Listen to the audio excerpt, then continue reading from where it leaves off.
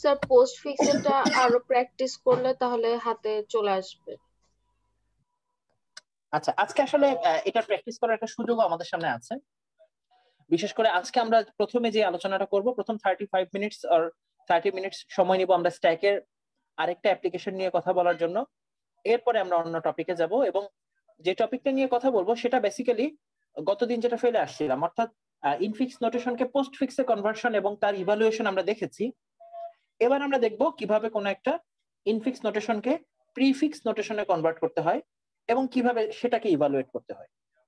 এবং শুনে খুশি হবে, ইনফিক্স নোটেশনে মানে ইনফিক্স থেকে প্রিফিক্সে কনভার্ট করাটা almost almost same procedure as the postfix notation conversion. So ultimately এখানে একটা এক্সাম্পল নিয়ে যখন আমরা কথা বলবো, তোমার রিকল হয়ে যাবে কিভাবে আমরা পোস্টফিক্স নোটেশনে কনভার্ট করেছিলাম। ইভালুয়েশন প্রসিডিউরটা অলমোস্ট সেম। তো আলটিমেটলি কোন একটা প্রিফিক্স নোটেশনের ইভালুয়েশন করলে তুমি পোস্টফিক্স এক্সপ্রেশনের ইভালুয়েশনটা কেমন হওয়া উচিত ছিল সেটা তোমার মনে পড়ে যাবে। আসো আমরা একটু আলোচনা শুরু করি, আমার মনে হয় তাহলে বিষয়টা ক্লিয়ার হবে। সো আলোচনা শুরু করতে চাই যে বিষয়টা নিয়ে, সেটা হচ্ছে প্রথমত, ওকে, আমরা আজকের প্রথম আলোচনাটা যেটা আনতে চাই সেটা হচ্ছে, অলরেডি তোমরা দেখেছো কিনা গত ক্লাসে আমি বেশ কিছু লিংক তোমাদের সাথে শেয়ার করেছি স্লাইডস এন্ড লিংকস সেকশনে। জি স্যার।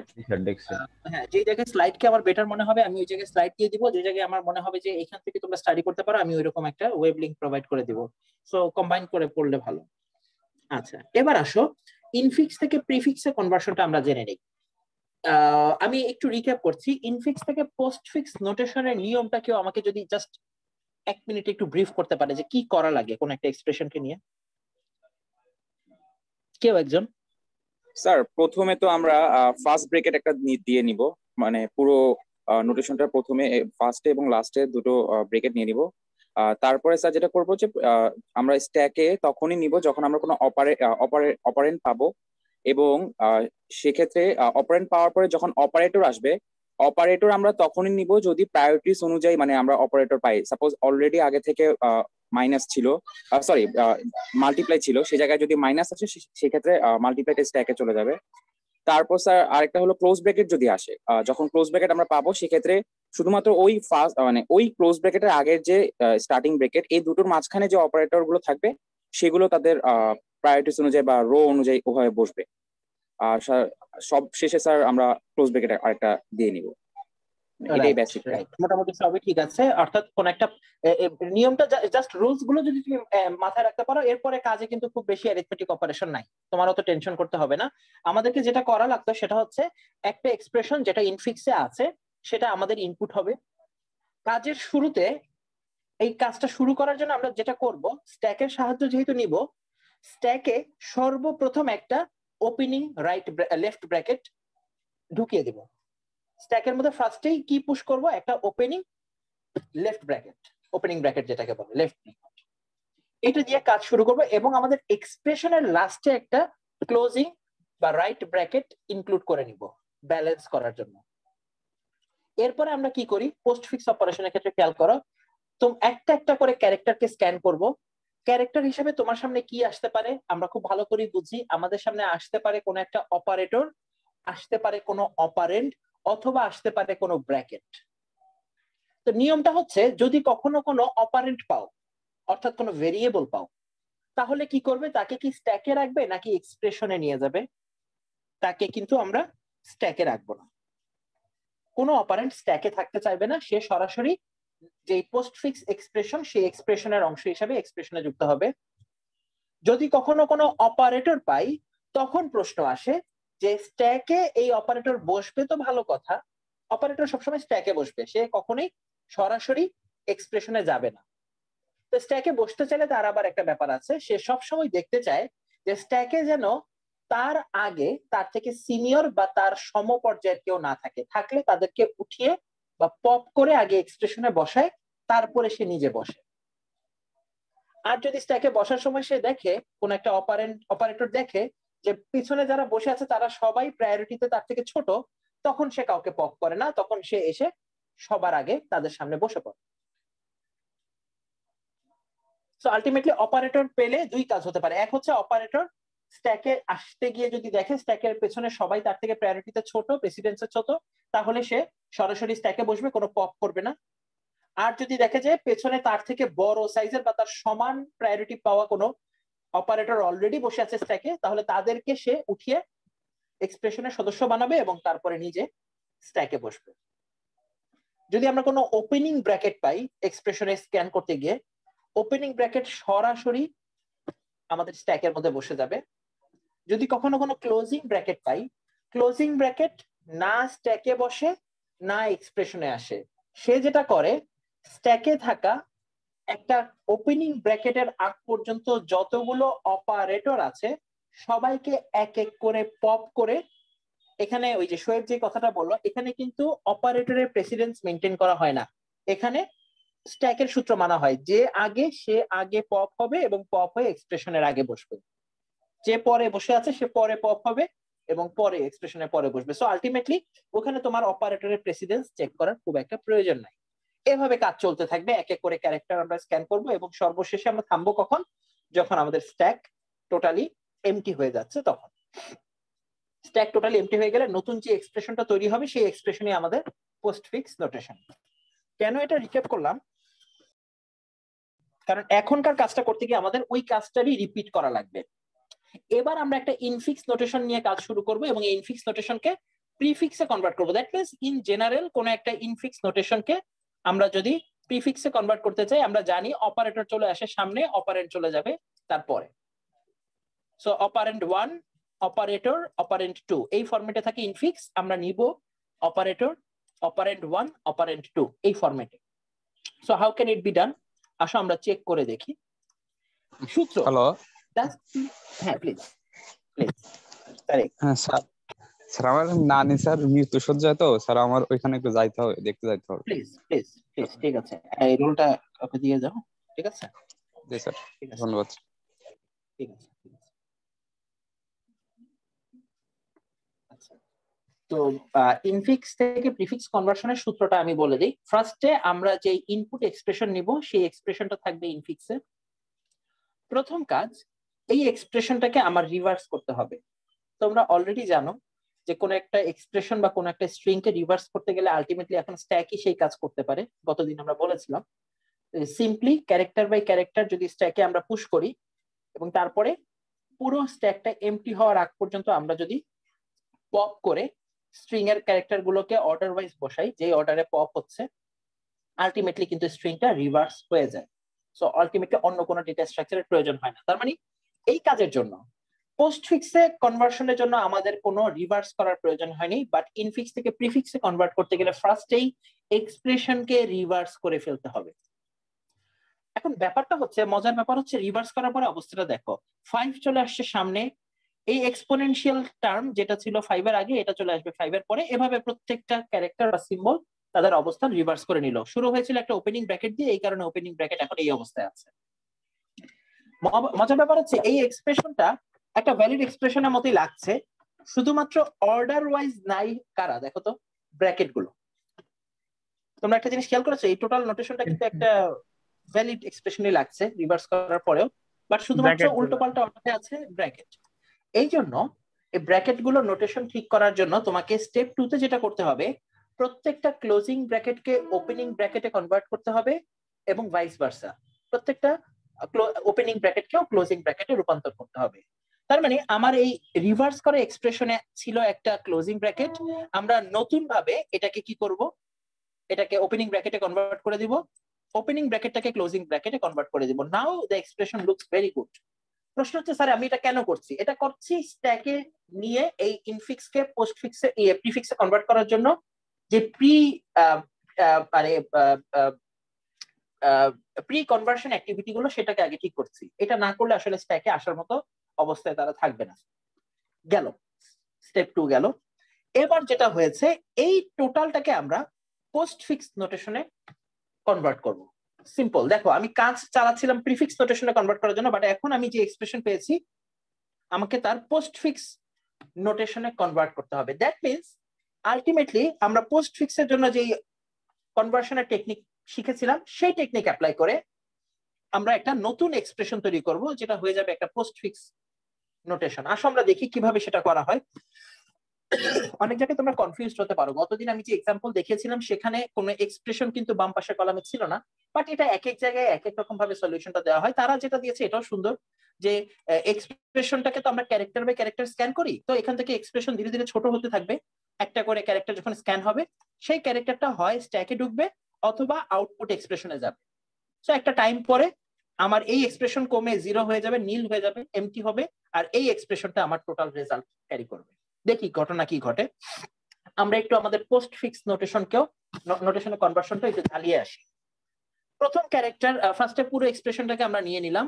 স্ট্যাকে এখন পর্যন্ত কেউ নাই, আউটপুটে এখন পর্যন্ত আউটপুট এক্সপ্রেশনে কেউ আসেনি, কাজ মাত্র শুরু হলো। 5 কে প্রথমে স্ক্যান করব লেফট টু রাইট। 5 আমাদের এখানে কি হিসাবে আছে? 5 এখানে অপারেন্ট হিসাবে আছে। অপারেন্ট, দ্যাট মিন্স স্ট্যাকে যাওয়ার কোনো সম্ভাবনা নাই। 5 সরাসরি আমাদের আউটপুট এক্সপ্রেশনে। Very good. এরপরে স্ক্যান হবে আমাদের পাওয়ার সাইন। পাওয়ার সাইন কিন্তু সরি এক্সপোনেনশিয়াল সাইন স্ট্যাকে যাবে। স্ট্যাকে যাওয়ার সময় সে অবশ্যই কন্ডিশন চেক করবে যে স্ট্যাকে তার থেকে প্রায়োরিটি বেশি বিশিষ্ট কোনো অপারেটর অলরেডি আছে কিনা। স্ট্যাক মাত্র খালি, মাত্র কাজ শুরু হয়েছে, সো আলটিমেটলি তার কারোর সাথে কম্পেয়ার করে কিছু করার নাই, সে স্ট্যাকে একা ছিল, একা বসে যাবে। আউটপুটে 5 ছিল, 5ই থাকবে। দুটো ক্যারেক্টার এখন পর্যন্ত স্ক্যান করলাম, একটা অপারেটর একটা অপারেন্ট। স্যার এরপরে প্লিজ স্যার পাওয়ার সাইনের উপরে মানে প্রায়োরিটিজ ওয়াইজ কি পাওয়ার সাইন থেকেও বেটার কেউ আছে নাকি? না, ওর উপরে কেউ নেই। অপারেটরের সবার উপরে পাওয়ার সাইন অথবা এটা, এই দুটাই সেম পাওয়ার সাইন। এরপরে ভাগ গুণ, এরপরে যোগ বিয়োগ। আচ্ছা স্যার। এই হচ্ছে অর্ডার, প্রায়োরিটি অর্ডার, ঠিক আছে। আর এদের সবার উপরে হচ্ছে ব্র্যাকেট। সো ব্র্যাকেট পেলে ব্র্যাকেটের ভিতরে যদি একটা যোগ থাকে, বাইরে যদি একটা পাওয়ার থাকে, কার কাজ আগে করবে? যোগের কাজ আগে করবে। অর্থাৎ আমি আসলে এই ব্র্যাকেটের ভিতরকার অংশকে সবচেয়ে বেশি প্রায়োরিটি দেওয়া হয়। ব্যাপারটা বোঝা গেছে? আগে ব্রেস, তারপরে হচ্ছে অন্য জিনিস। তো আমাদের এই এক্সপ্রেশনে ব্রেসের যখন ঘটনা ঘটবে, যখন আমরা নর্মালি ইভালুয়েট করি তখন আমরা ব্রেসের কাজটা আগে করি, কিন্তু এখন যেহেতু স্ট্যাকে নিয়ে কাজ করছি, এখন এই ফরম্যাটটা আমরা মানব না। এখন এই ব্র্যাকেটকে দেখা দরকার নেই। এখন আমরা শুধুমাত্র স্ট্যাকে যখন এ আসবে তখন তো সে এই রকম কোন অপারেটরের সাথে কম্পেয়ার করার মতো অবস্থা পাবে। সো এই এদের মধ্যে প্রেসিডেন্সটা জানলেই তোমার কাজ চলবে। এই ব্রেসের সাথে তার সম্পর্কটা না জানলেও চলবে। স্ট্যাকের ক্ষেত্রে নরমালি যখন তুমি কখনো ম্যাথমেটিক্স করো, সরল করো, তখন অবশ্যই তুমি কাজ শুরু করবে কার? প্যারেনথেসিস দিয়ে। বাট এখানে ওই প্রবলেম নাই, এখানে কোন একটা অপারেটরের প্রেসিডেন্স এই জিনিসটা তোমার জানলেই চলছে। আসো চেক করি ঘটনা কি ঘটে। বারবার রিমুভ করা লাগে। আচ্ছা, ই কে যখন আমরা স্ক্যান করছি, ই চলে যাবে 5 এর পাশে, 5 এর ডানে। সো আলটিমেটলি আমার আউটপুটে এখন পর্যন্ত আসছে 5e। ভালো কথা।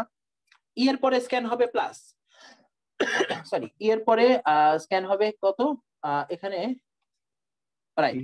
এর পরে স্ক্যান হবে প্লাস। তো প্লাস যখন স্ক্যান হবে, প্লাসকে আমরা কোথায় বসাবো? স্ট্যাকে। স্ট্যাকের দিকে নজর দিব। স্ট্যাকে অলরেডি আছে পাওয়ার সাইন।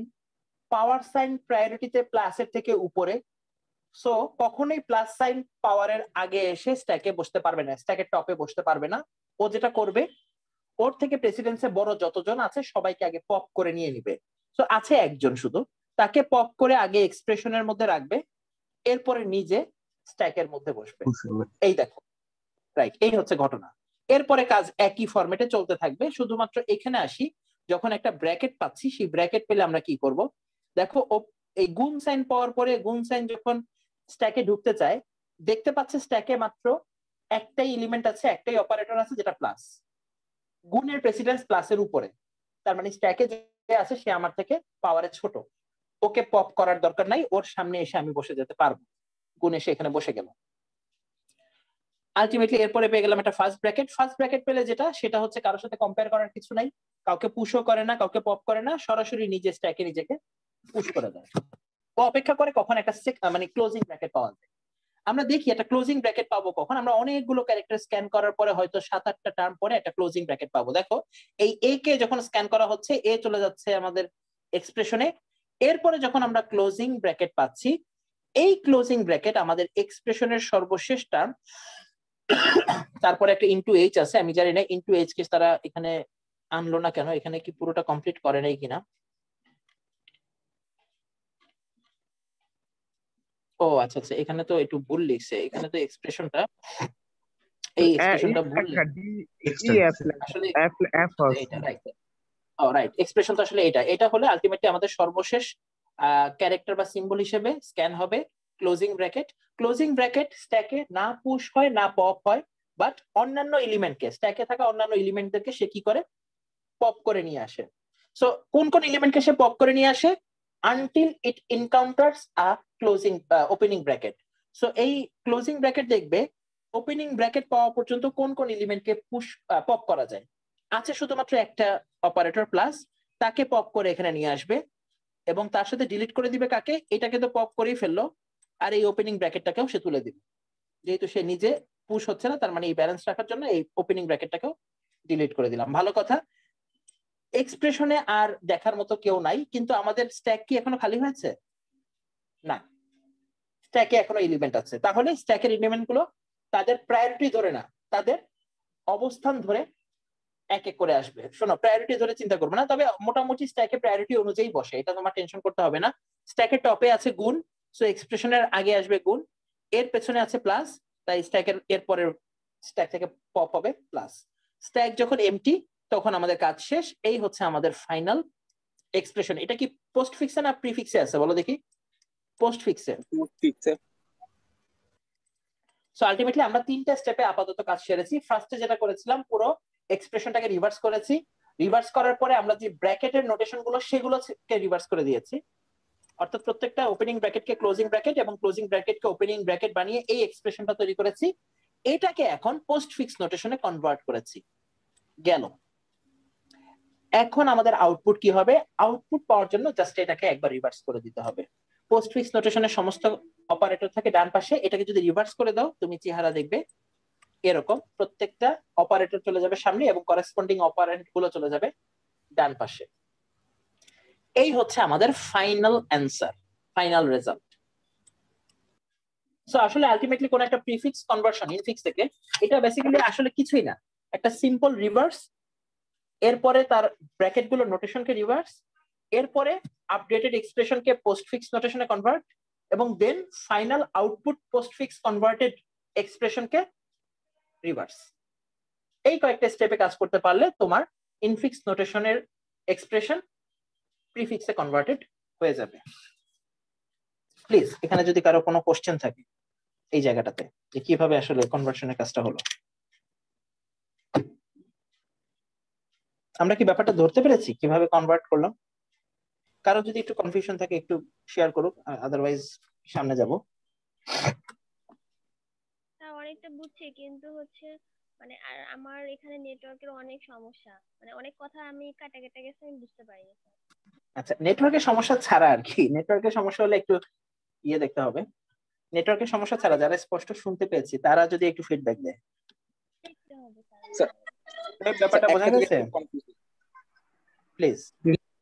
স্যার আমাদের এখানে তো আমরা দেখতেছিলাম যে যখন রিভার্স করার পরে আমরা যে ব্রেকেট গুলো সেগুলোকেও আমরা ঠিক করতেছিলাম, কিন্তু স্যার ব্রেকেটের যে অর্ডার সেটা চেঞ্জ করার মাধ্যমে তো স্যার মনে হয় আউটপুটে চেঞ্জ আসার কথা না সেক্ষেত্রে? না, আউটপুটে চেঞ্জ আসবে না।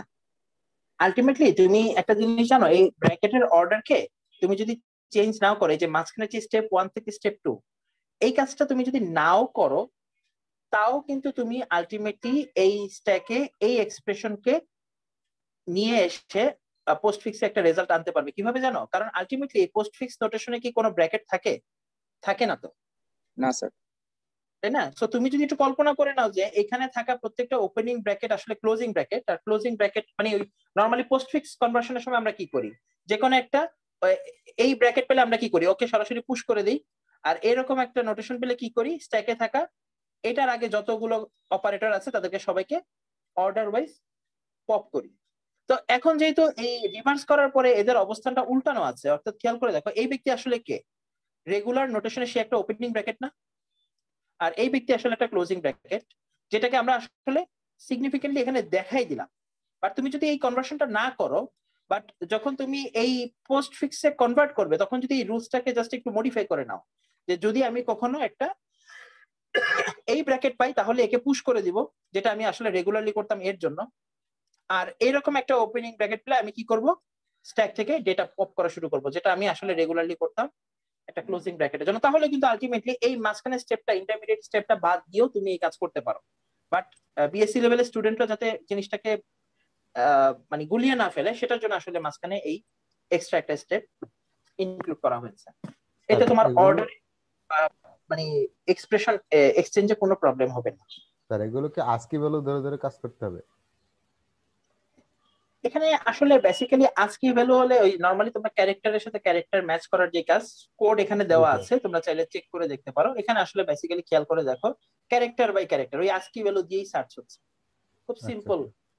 ঠিক আছে, লজিক্যাল অপারেটর ইউজ করেই কাজ করা হচ্ছে, ইকুয়াল কিনা, গ্রেটার দেন কিনা, লেস দেন কিনা, খুব বেশি কোনো ইয়ে নেই। এবং এই এক্সাম্পল গুলো আমি দিয়ে দিচ্ছি কেন, এখানে সি কোডটা তোমরা যদিও ল্যাবে হয়তো ইমপ্লিমেন্ট করা হয়েছে বা হচ্ছে, কিন্তু আলটিমেটলি এক একটা কোড এক এক রকম হবে। একটু দেখে নিও, বেসিক সিতে করা এবং বেশ কিছু ইউজার ডিফাইন্ড ফাংশন ব্যবহার করে ইমপ্লিমেন্ট করা। অর্থাৎ পুশ যখন করা হচ্ছে, পুশকে মেইন ফাংশনে না রেখে একটা ফাংশন ক্রিয়েট করে পুশের অপারেশনটা চালানো হচ্ছে। আমরা অলরেডি পুশের জন্য যে সুডো কোড সেটা দেখেছি, অ্যালগরিদম। পপের জন্য অ্যালগরিদম আমরা জানি। তো আলটিমেটলি কোন একটা কোডে পুশ পপকে আলাদা দুটো ফাংশনে রাখা আমাদের জন্য কোনো ব্যাপারই না। পুশ পপ করার পরে আলটিমেটলি তুমি যদি কোনো একটা এক্সপ্রেশনকে ইনফিক্স থেকে পোস্টফিক্সে বা পোস্ট ইনফিক্স থেকে প্রিফিক্সে কনভার্ট করতে চাও, বেসিক্যালি ওটার জন্য একটা একটা ফাংশন তুমি রাখতে পারো। রিভার্স করার ফাংশনের জন্য মধ্যে আমরা str revs আছে ওইগুলোতে ইউজ করতে পারবো নাকি স্যার? ওগুলাও আলাদাভাবে বানায় নিতে হবে? কোনো সমস্যা নেই, করতে পারো। বাট তুমি যদি চাও যে না আমি এখন স্ট্যাক শিখছি, আমি স্ট্যাক ইউজ করে রিভার্স করতে পারি কিনা দেখি, তাহলে তুমি চাইলে ওই strrev কে মানে অমিট করে স্ট্যাক দিয়ে একবার রিভার্স করে দেখতে পারো। ঠিক আছে, জাস্ট এই তোমার ইন্ট গোল তো স্ট্যাককে রিভার্স করা বা এই এক্সপ্রেশনটা রিভার্স করা কোন একটা কারণে, তুমি ওটা বিল্ট ইন ফাংশন ইউজ করে করো, না হলে একটু স্ট্যাক ইউজ করে নতুন করে শেখো, আপ টু ইউ। আচ্ছা, এই জায়গায় আর কোনো কোশ্চেন আছে কিনা? তাহলে না হলে এইটার ইভালুয়েশন নিয়ে কথা বলবো, কিভাবে আমরা প্রিফিক্স নোটেশনকে ইভালুয়েট করতে পারি। ভেরি সিম্পল অ্যাক্টিভিটি, সেটা একটু জেনে নিলে আমাদের জন্য ইজি হবে। আমার মনে হয় সবাই বুঝতে পেরেছে। আমরা ইভালুয়েশনটা দেখে আসি, কিভাবে আমরা প্রিফিক্স নোটেশনকে ইভালুয়েট করব। আচ্ছা, পোস্টফিক্সের ইভালুয়েশনটা আমরা গতদিন দেখেছি না, কিভাবে পোস্টফিক্স নোটেশনকে ইভালুয়েট করতে হয়? কেউ যদি আমাকে একটু হালকা আইডিয়া দেয় যে আমরা পোস্টফিক্স নোটেশনে কিভাবে ইভালুয়েট করেছিলাম কোন একটা এক্সপ্রেশনকে, পোস্টফিক্স নোটেশনে কোন একটা এক্সপ্রেশনকে কিভাবে ইভালুয়েট করতে হয়? তানহা? ফার্স্টে ব্র্যাকেটটা নিব, তারপর যদি এ থাকে তাহলে এ বসে যাবে, প্লাস থাকলেও এ বসবে। দেন যদি কোনো সিম্বল থাকে ওইটা হচ্ছে গোলায় ফেলছি। সিম্বল থাকলে আচ্ছা আচ্ছা, মোটামুটি মানে ব্যাপারটা এরকম, রাইট? অপারেটর অপারেন্ড নিয়ে কাজ করতে হবে এখানে। অপারেটর আর অপারেন্ড, দেখো ইভালুয়েশন করা মানে কি, তোমার হাতে এখন আমি দিয়ে দিব একটা কি পোস্টফিক্স এক্সপ্রেশন। অলরেডি তুমি অনেক কষ্ট করে ইনফিক্স থেকে পোস্টফিক্সে মনে করো কনভার্ট করেছো। ফর এক্সাম্পল এরকম 5 6 4 গুণ প্লাস, এই হচ্ছে তোমার পোস্টফিক্সে কনভার্টেড এক্সপ্রেশন। এখন এটাকে তুমি ইভালুয়েট করতে চাও, যে এটা থেকে আসলে যে রেজাল্টটা আসছে, ইভালুয়েশন কেন দরকার কেউ জানে? কেন আমরা ইভালুয়েট করি? বোঝার জন্য করাটা হইছে কিনা। রাইট। কম্পাইলার কিভাবে বুঝবে যে এই জিনিসটা আসলে আসছে কিভাবে বলো দেখি? এটা আসছে 6 আর 4 এর গুণফল, এটা আসলে 6 × 4 আর তার সাথে যোগ হচ্ছে কিসের? 5 এর। এখন আলটিমেটলি ইনফিক্সে যখন আমি দিলাম, সবাই এটার অঙ্ক করে বের করে ফেলতে পারবে যে এটার অ্যান্সার কত। 5 + 4 = 24, উত্তর হচ্ছে 29। আলটিমেটলি নিশ্চয়ই প্রিফিক্সে বা পোস্টফিক্সে কনভার্ট করার পরে যে এক্সপ্রেশন নতুন আসে তার উত্তর নিশ্চয়ই মানে অন্যরকম আসা উচিত না, 29ই আসা উচিত। সো কম্পাইলার এটাকে 29 বানাতে পারে কিনা আমরা সেটা ইভালুয়েট করব, আর কিছু না। সূত্র কি? সূত্র হচ্ছে এটাও তুমি স্ট্যাক ব্যবহার করে করতে পারো। মনে করো 5 6 4 স্টার যোগ, নিয়মটা হচ্ছে স্ট্যাকে কে যাবে, স্ট্যাকে তুমি পুশ করবে না পপ করবে সেটা দিয়ে তুমি কাজ চালাতে পারো। খেয়াল করে দেখো, খুব সিম্পল কাজ। একটা একটা করে ক্যারেক্টার স্ক্যান করব। যদি কখনো আমি পোস্টফিক্সের সুবিধা দেখো, পোস্টফিক্সে কিন্তু কোনো ব্র্যাকেট থাকে না প্রিফিক্স বা পোস্টফিক্সে,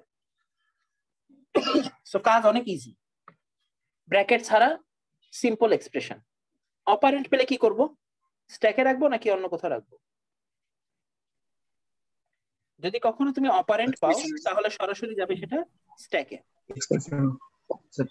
6 পেয়েছি, ভালো কথা, 6 পেয়েছি, 6 কে রাখবো কোথায়? স্ট্যাকে।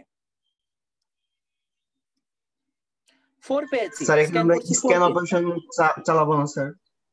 স্ক্যান অপারেশন করছি, একটা একটা করে ক্যারেক্টারকে স্ক্যান করছি। প্রথমে 5 কে স্ক্যান করলাম, 5 কে স্যার যখন অপারেটর আসবে ওটা তো বসবে স্যার। অপারেটর এখনো আসে নাই তো, অপারেটর তো আসবে লাস্টে।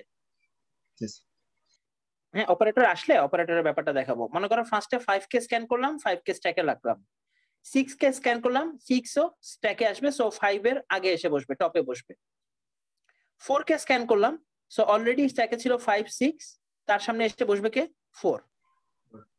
এইবার প্রথম একটা অপারেটর পেয়েছি। অপারেটর পেলে কি হবে? অপারেটরকে স্ক্যান করলে কেউ বলুক সূত্রটা কি? 6 আর 4 আসছে গুণ হয়ে যাবে তখন। দুজনকে, রাইট, দুজনকে পপ করব, টপে থাকা দুজনকে। So the person who is in the leading position or in the top position and the person behind the top, so এই দুজন পারসন 6 এবং 4 তাদেরকে নিয়ে আসবে এবং তাদের মধ্যে কোন অপারেটর ইউজ করব?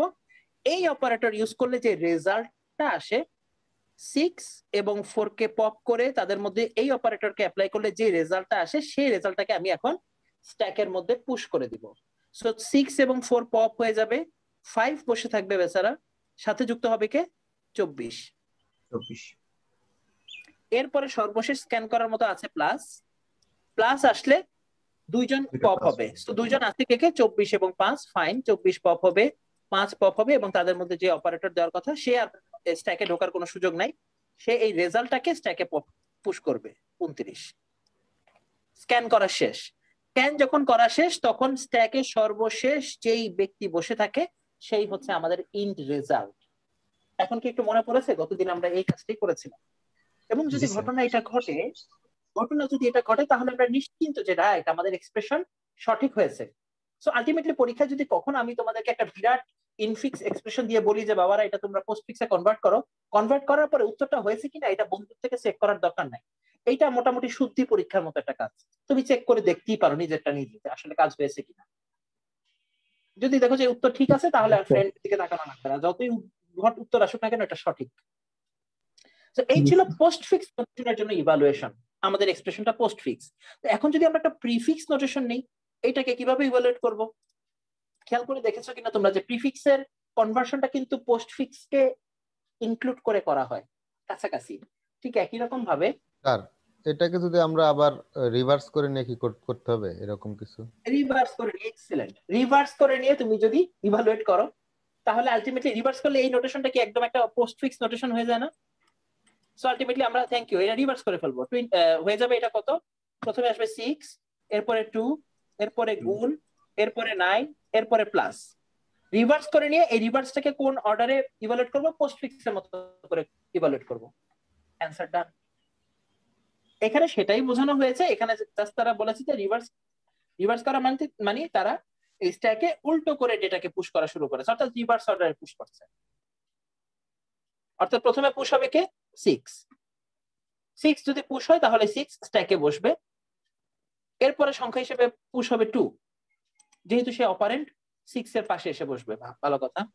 এরপরে পুশ করব ইনটু যদি আসে স্ক্যান হয়ে, সেই ব্যক্তি কখনোই স্ট্যাকে ঢুকবে না, ঢুকবে কে? স্ট্যাক থেকে দুজন পপ হবে 2 এবং 6 এবং তাদের মধ্যে এই অপারেটরটা অ্যাপ্লাই করলে যে রেজাল্টটা আসে 6 × 2 12, এটা আমাদের স্ট্যাকে পুশ হবে। তো স্ট্যাকে দুটো এলিমেন্ট পপ হয়ে গেল, নতুন এখন একটা এলিমেন্টই আছে, এটা জাস্ট খালি ইন রেজাল্টটা, এটা কিছু না। 12 হচ্ছে আমাদের স্ট্যাকের রেজাল্ট। এরপরে 9 আসবে, 12 এর পাশে 9 বসে যাবে, সর্বশেষ 12 এর পাশে 9 বসে গেল। এরপরে সর্বশেষ এলিমেন্ট হিসেবে আসবে প্লাস, এখানকার প্লাস। এই প্লাস যখন আসবে তখন প্লাস স্ট্যাকে বসবে না, বরং 12 এবং 9 এর মধ্যে প্লাস অপারেটর অ্যাপ্লাই করলে যে রেজাল্ট আসে 21, এটা আমার স্ট্যাকে সর্বশেষ এলিমেন্ট হিসেবে থাকবে। টোটাল এক্সপ্রেশনকে আমি স্ক্যান করলাম রাইট টু লেফট। তো কোন একটা এক্সপ্রেশনকে রাইট টু লেফট স্ক্যান করা যেই কথা, আর রিভার্স করে লেফট টু রাইট স্ক্যান করা একই কথা, সো যে কোনো একটাই শুদ্ধ। আলটিমেটলি আমরা সেই কাজই করলাম। সো এক্সপ্রেশনটাকে রিভার্স করে নিয়ে নর্মাল অর্ডারে যদি তুমি স্ট্যাকে পুশ করো এবং এই রুলস মেনটেন করে যদি ডেটাকে অপারেটর পাওয়ার পরে পপ করতে থাকো, সর্বশেষ স্ট্যাকে যে ডেটাটা বসে থাকবে সেটাই তোমার ইভালুয়েটেড অ্যান্সার। তুমি এটাকে ইনফিক্সে কনভার্ট করে তুমি যদি পরবর্তীতে অ্যান্সার চেক করে দেখো, you will find the correct answer. ব্যাপারটা বোঝা গেল কিনা কিভাবে আমরা জি স্যার। ইনফিক্সের ইভালুয়েশন করতে পারি? So simple. সো আমরা এই দুই জোড়া কনভার্সন এবং দুই জোড়া ইভালুয়েশন জেনে রাখবো, পরীক্ষার জন্য কাজে লাগবে।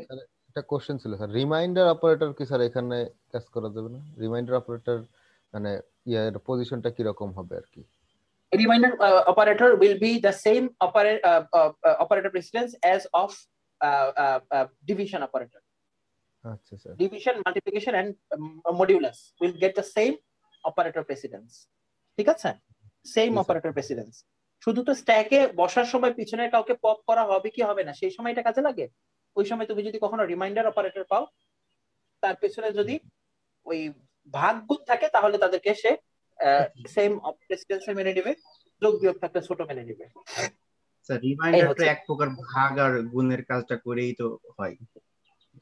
ভাগের কাজের সাথে মোটামুটি মিল আছে না? আলটিমেটলি যে ভাগের অপারেশন সেটা পুরি তো রিমাইন্ডার জানা যেতে পারে। Ultimately precedence equal. এখানে আর কোনো কোশ্চেন প্লিজ? না থাকলে আমরা কনগ্রাচুলেশনস জানাতে চাই সবাইকে যে আমরা স্ট্যাকের আলোচনা থেকে বের হয়ে আসবো। আমরা স্ট্যাকের বেশ কিছু ইম্পর্টেন্ট এলিমেন্টকে অলরেডি ডিসকাশনের মধ্যে এনেছি। এবার আমরা যে আলোচনায় যাব সেটা হচ্ছে কিউ, এবং কিউর আলোচনা শেষ করি আমি আমার হয়তো মিড পর্যন্ত, এর বেশি যাওয়া যাবে না। এরপরে আমরা হয়তো মার্চ সর্টের যে ব্যাপারটা নিয়ে আলোচনা শুরু করতে চাচ্ছিলাম, মিডের পরে এটার আলোচনা হয়তো, যদি আমি জানি না মিড পরীক্ষা যদি হয় আর কি, সেক্ষেত্রে। তো আমরা এখন কিউর আলোচনাটা স্টার্ট করতে যাচ্ছি। কিউর আলোচনায় আমরা যে বিষয়টাকে আলোচনা করব, ফার্স্টে কিউর সম্পর্কে বেসিক ধারণা দিব এবং কিউর যে বেসিক দুটো অপারেশন তাদের সম্পর্কে জানবো, এবং এরপরে কিউর কিছু শ্রেণী বিভাগ আছে সেই ক্লাসিফিকেশন সম্পর্কে জানার ট্রাই করব। তো ফার্স্টে আমরা জানি কিউ কোন ধরনের data structure. First question, queue কি লিনিয়ার নাকি non linear data structure? Linear. আমরা অলরেডি জেনেছি, আমরা এখনো লিনিয়ারই আছি। সেকেন্ড টাইম, কিউতে ডেটাগুলোর মধ্যে সম্পর্কটা কি রকম, বা কিউতে ডেটা ইনসার্ট এবং ডিলিট করার জন্য গেট কয়টা, রাস্তা কয়টা? দুটো স্যার। দুটো। অর্থাৎ স্ট্যাকের সাথে ওর বেসিক পার্থক্যটা এখানে। স্ট্যাকে ডেটা ইনসার্ট করা এবং ডিলিট করাটা একটা এন্ডই হতো, যেই এন্ডকে ট্র্যাক রাখতো কে? টপ, স্ট্যাকের টপ পজিশন। ডেটা আসলো টপের সাথে এক বাড়িয়ে নতুন পজিশনে ইনসার্ট করতে হবে, আর যদি ডেটা ডিলিটও করতে চাও টপের ভ্যালু এক লেস করে দিতে হবে যাতে স্ট্যাকের সাইজটা বা হাইটটা একটা কমে যায়। বাট সবসময় নিয়ন্ত্রণ করতে টপ, তার ভ্যালুকে আপগ্রেড করে অথবা ডাউনগ্রেড করে। কিন্তু কিউর সুবিধা হচ্ছে কিউতে এন্ড দুটো ফাঁকা রাস্তা, এক পথে শুধু ডেটা ইনসার্ট হবে, আরেক পথে ডেটা রিট্রাইভ হবে বা ডিলিট হবে। এই জন্য কিউর কনসেপ্টটা আসছে আসলে যে ব্যাংকে তোমরা দেখো না কিউ মানে কি। ব্যাংকে যখন আমরা সিরিয়ালে দাঁড়াই, তুমি খেয়াল করে দেখবে ব্যাংক যখন খোলে, সকালবেলা যখন আমরা ব্যাংক খোলে, ফার্স্টে যে আসে সে সবার আগে সার্ভ হয়, তাকে সবার আগে সার্ভ করা হয়। তো তাকে সার্ভ করতে করতে যদি আরো তিনজন এসে পরে, তারা কিন্তু সিরিয়ালে তার পেছনে দাঁড়ায়, এবং সার্ভ করার কাউন্টারটা একটা এন্ড যেখান থেকে ডেটা একটা করে কি হয়, ইনসার্ট হয় না ডিলিট হয়? সার্ভ করার কাউন্টারে ডিলিট হয়। ডিলিট হয় স্যার। ডিলিট হয়। কাউকে সার্ভ করার পরে কিউটা সাইজে ছোট হয়ে যায় না? যারা সার্ভ করছে তাদের টার্গেট কি থাকে, লাইনটা যাতে খুব বড় না হয়, দ্রুত সার্ভিস দিয়ে বের করে দেয়। সো ওই এন্ড থেকে ডেটা ডিলিট হয়, আর আরেকটা সাইড যেখান থেকে হচ্ছে গেট থেকে মানুষ ঢুকেই ওই লাইনে যুক্ত হয়, ওই গেটটা হচ্ছে ব্যাংকের জন্য inserting point, data inserting point. So ultimately কখনো যদি তোমার সার্ভিস স্লো হয় গভর্নমেন্ট ব্যাংকের মতো, আর যদি মানুষ ইচ্ছা মতো ঢুকতে থাকে, তাহলে আলটিমেটলি কি হবে, কিউ দ্রুত ফিল আপ হয়ে যাবে, কিউ দ্রুত বড় হবে এবং সার্ভিস টাইমটা ডিলে হবে। আবার যদি এমন হয় প্রাইভেট ব্যাংক খুব দ্রুত সার্ভিস দেয়, সেই তুলনায় মানুষ কম, আলটিমেটলি তোমার কিউর হাইট কত হবে, খুব ছোট হবে, বেশিক্ষণ আমাকে লাইনে দাঁড়ানোই লাগবে না।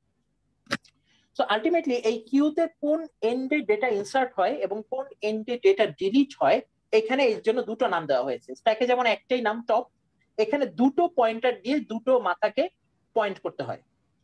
যেই মাথা থেকে ডেটা ডিলিট হবে বা সার্ভিস পাবে, সেই পয়েন্টারটার নাম হচ্ছে ফ্রন্ট। আর যেই এন্ডে এসে নতুন ডেটা ইনসার্টেড হবে, যুক্ত হবে, সেটাকে বলা হয় রেয়ার। এই শব্দ দুটো মনে রাখবে, একটা হচ্ছে ফ্রন্ট আর একটা রেয়ার। ফ্রন্ট থেকে সার্ভিস পায়, রেয়ারে এসে নতুন ডেটা যুক্ত হয়। সো রেয়ারের ভ্যালু যত বাড়বে নতুন এলিমেন্ট তত কিউতে অ্যাড হবে। ফ্রন্টের ভ্যালু যত বাড়বে বা ফ্রন্ট যত বেশি সার্ভিস দিবে তত বেশি কিউটা আকৃতিতে ছোট হবে। কিউতে ডেটা আসাকে বলা হয়ে থাকে এনকিউ হওয়া, আর মানে ডেটা ইনসার্ট হওয়ার নামটা হচ্ছে এনকিউ হওয়া, স্ট্যাকে যেটাকে আমরা পুশ বলি। আর ডেটা রিট্রাইভ করার ইভেন্টটাকে বলা হয় ডিকিউ করা। ডিকিউ, এনকিউ এবং ডিকিউ দুটো করেসপন্ডিং ইভেন্ট। এনকিউ আসলে স্ট্যাকের পুশ, ডিকিউ হচ্ছে স্ট্যাকের পপ। এখানে একটা সিম্পল আইডিয়া দেখানো হয়েছে। দেখো এমন একটা টানেল যেখানে দুটো রাস্তা আছে, ডেটা ইনসার্ট হতে পারে শুধুমাত্র এই এন্ডে, আর ডেটা ডিলিট হতে পারে বা ডেটা রিমুভ হতে পারে শুধুমাত্র এই এন্ড দিয়ে। দ্যাট মিন্স এটা হচ্ছে আমার ইনসার্শন পয়েন্ট, এটা হচ্ছে আমার ডিলিটিং পয়েন্ট বা সার্ভিস পয়েন্ট। সো আলটিমেটলি যখন ব্যাংকে ফার্স্ট ব্যক্তি এসেছে, লাইনে তার সামনে কেউ নাই, সে এনকিউ হলো। সার্ভিস শুরু করার আগেই দ্বিতীয় একজন ব্যক্তি চলে আসছে, সে কি এই রাস্তা দিয়ে ঢুকতে পারবে? কখনোই না। ঢুকতে হলে এই রাস্তাতেই এবং তাকে একের পিছনেই দাঁড়াতে হবে। সো আলটিমেটলি 2 এসে একের পিছনে দাঁড়াবে। তো আলটিমেটলি আমাদের কিউর সাইজ এখন 2। যদি কখনো একজনকে সার্ভিস দেওয়ার ডাক পড়ে তাহলে ফার্স্ট সার্ভিস পাবে কে? হু কেম ফার্স্ট। তো এই কারণে এই কিউ ডেটা স্ট্রাকচার ওকে অনেক সময় ফিফো নামে ডাকা হয়, first in first out, first in first out. অনেক সময় এটাকে এইভাবে ডাকে FCFS, first come first serve. First come first serve, আগে আসলে আগে সার্ভিস পাবেন। কিউ কাজ করে, স্ট্যাক এই নীতিতে কাজ করে না। স্ট্যাক হচ্ছে আগে আসলে পরে সার্ভিস পাবেন এই নীতিতে। সো মেজর ডিফারেন্স আছে দুজনের মধ্যে। আসো কিউর ব্যাপারে আরো কিছু ইনফরমেশন জানি। এনকিউ হচ্ছে ডেটা ইনসার্ট করা, ডিকিউ মানে ডেটা ডিলিট করা, সেটা আমরা জানি। কোন একটা কিউর যে বেসিক অপারেশন গুলো আমাদের জানা দরকার সেটা হচ্ছে 5টা অপারেশন। এনকিউ করা, add an element to the end of the queue, এনকিউর লাস্টে একটা এলিমেন্টকে অ্যাড করতে হবে। ডিকিউ করা, remove an element from the front of the queue. দেখো ইন্ট এবং ফ্রন্ট এই দুটো ইনফরমেশন মনে রেখো। ডেটা যখন আমরা রিমুভ করব তখন আমরা ফ্রন্ট থেকে রিমুভ করব।